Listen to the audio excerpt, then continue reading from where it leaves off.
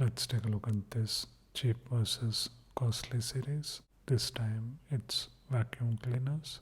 The cheap one was a LG Corded Vacuum Cleaner, and the costly one was the Dyson V7. Cheap one costs 4,500 or $60 or so, and the costly one costs 29,000 or $380 or so.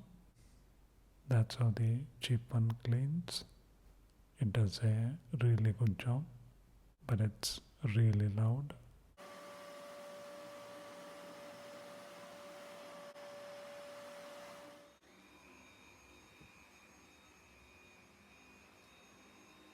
This is the Dyson V7.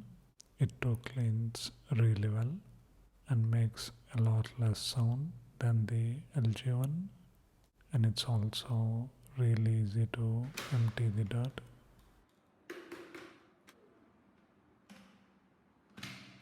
Whereas the cheaper LG one, it takes a lot of effort to clean the bag.